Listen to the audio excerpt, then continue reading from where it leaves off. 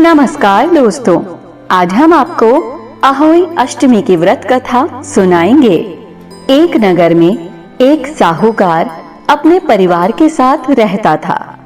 उसके 7 बेटे, 7 बहुएं और एक बेटी थी। साहूकार की बेटी दिवाली पर अपने ससुराल से मायके आई हुई थी। घर को लीपने के लिए सारी बहुएं जंगल से मिट्टी लेने गई। साहूकार की बेटी भी अपनी भाभियों के साथ चल पड़ी। साहूकार की बेटी जहां मिट्टी खोद रही थी, उस स्थान पर स्याहू अपने बच्चों के साथ रहती थी। मिट्टी खोदते हुए गलती से साहूकार की बेटी की खुरपी की चोट से स्याहू का एक बच्चा मर गया। इस पर क्रोधित होकर स्याहू ने कहा कि मैं तुम्हारी कोख बांध दूंगी। स्याहू का वचन सुनकर साहूकार की बेटी अपनी भाभियों से एक एक कर विनती करने लगी कि वो उसके बदले अपनी कोख बंधवा ले। सबसे छोटी भाभी अपनी ननद के बदले अपनी कोख बंधवाने के लिए तैयार हो गई।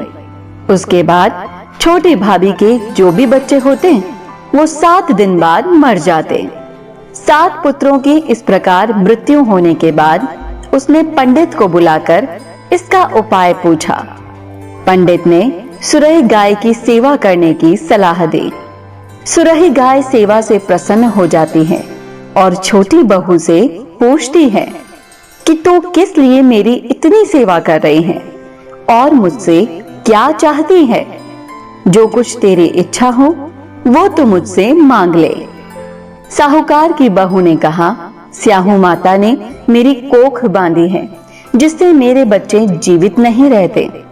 अगर आप स्याहू माता से मेरी कोख खुलवा दें तो मैं आपका उपकार मानूंगी। गाय माता ने उसकी बात मान ली और उसे लेकर स्याहू माता के पास चल पड़े। रास्ते में थक जाने पर दोनों आराम करने बैठ गए। अचानक साहूकार की छोटी बहू की नजर एक और पड़ी। वहां उसने देखा कि एक सांप गरुड़ पंखनी के बच्चों को डसने जा रहा है। उसने उन बच्चों को बचाने के लिए उस सांप को मार डाला। थोड़ी देर बाद गरुड़ पंखनी वहां आ जाती है और खून बिखरा हुआ देखकर उसे लगता है कि छोटी बहू ने उसके बच्चों को मार दिया है। इस पर वो छोटी बहू को चोंच मारना शुरू कर देती है। छोटी बहू कहती है, मैंने तुम्हारे बच्चों की जान बचाई है। गरुड़ पंखनी ये सुनकर बहुत खुश होती है और वो छोटी बहू से कहती है कि वो किस प्रकार उसकी मदद कर सकती है। छोटी बहू कहती है कि वो उसे स्याहू माता तक पहुंचा दे। गरुड़ पंख ने सुरही गाय और छोटी बहू को अपनी पीठ पर बिठाकर 7 समुंदर पार स्याहू माता के पास पहुंचा दिया। स्याहू माता सुरही गाय को देखकर बोलती है कि बहन, तुम तो बहुत दिनों में आई हो। और फिर उनसे कहती है कि मेरे सिर में बहुत जुएं पड़ गई हैं। तब साहूकार की बहू उनकी जुएं निकाल देती हैं, जिससे स्याहू माता खुश हो जाती हैं और उसे आशीर्वाद देती है कि तेरे 7 बेटे और 7 बहुएं हो। छोटी बहू बोलती है, मेरे तो एक भी बेटा नहीं है, 7 कैसे होंगे। स्याहू माता पूछती है, क्या बात है। तब बहू बोली कि आप वचन दो तब मैं बताऊं क्या हुआ। माता वचन देती हैं। तब बहू बताती है कि आप ही ने मेरी कोख बांध रखी है जिससे मेरे बच्चे नहीं जीते। ये सुनकर स्याहू माता बोली कि तूने तो मुझे ठग लिया।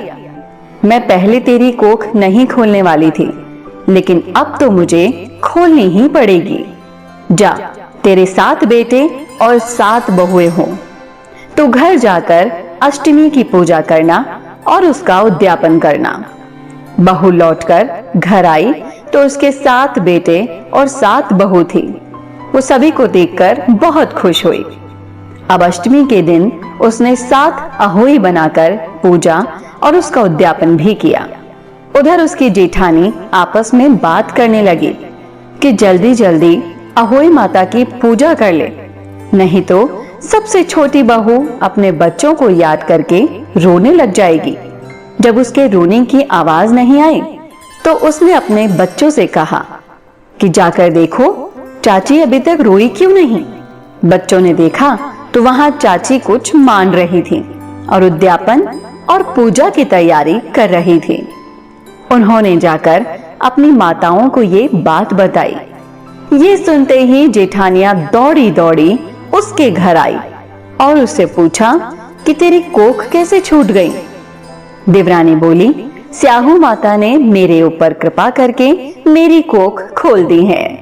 हे स्याहू माता, जैसे आपने उस पर कृपा करी ऐसे ही आपकी पूजा पाठ करने वाले, इस कहानी को कहने और सुनने वाले सभी पर अपनी कृपा करना, सबकी मनोकामनाएं पूरी करना। बोलो स्याहू माता की जय।